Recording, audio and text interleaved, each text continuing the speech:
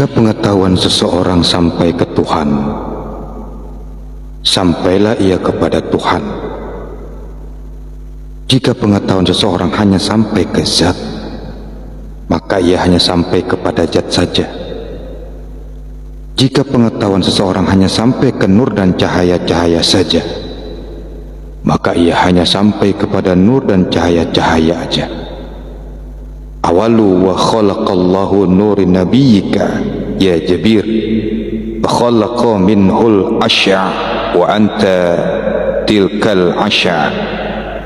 Yang mula-mula sekali diciptakan Allah adalah cahaya nabimu, cahaya ilahi. Diciptakan dari cahaya ilahi itu Nur Muhammad.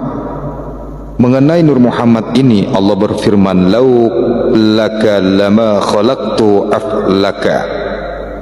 Jika bukan karena engkau ya Muhammad, niscaya tidak aku ciptakan seluruh alam, termasuklah diri kita ini.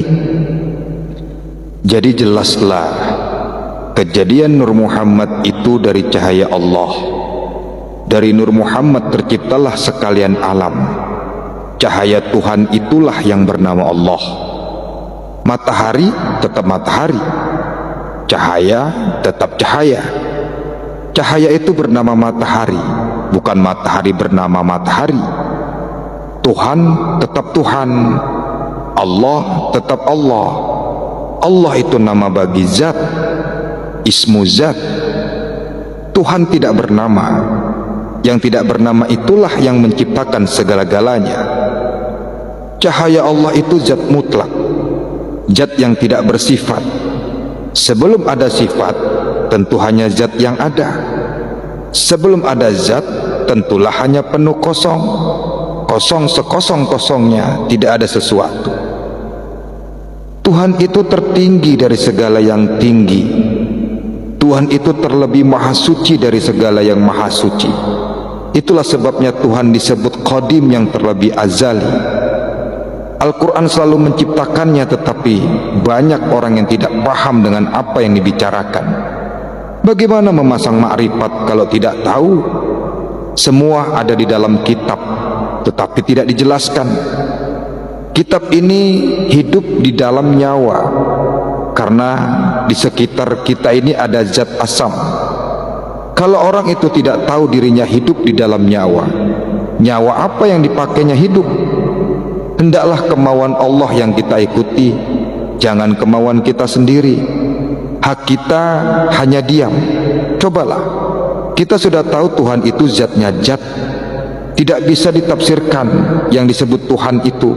Hak kita hanya diam.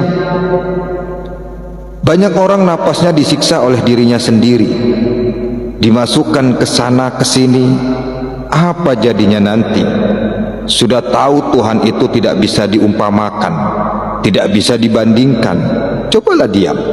Habis-habisnya dialah itu. Kita ini tidak ada apa-apanya, semua dari Tuhan. Tidak ada satupun yang dari makhluk. Jadi hak kita itu diam. Nur Muhammad adalah kemahaesaan Tuhan. La ilaha illallah Muhammad Rasulullah itu siapa? Nabi Muhammad itu asalnya nur, itulah Qadim, turun menjadi nabi. Jadi Muhammad sallallahu alaihi wasallam itu nur semata-mata. Nur itu nyawa. Annali abu arwahi, aku bapak atau sumber sekalian yang bernyawa. Nur itu rahasia Muhammad. Rahasia Allah itu ada di sama tengah hati. Maka manusia Maha Esa dengan Tuhan. Yang di sama tengah hati itu adalah rahasia Allah.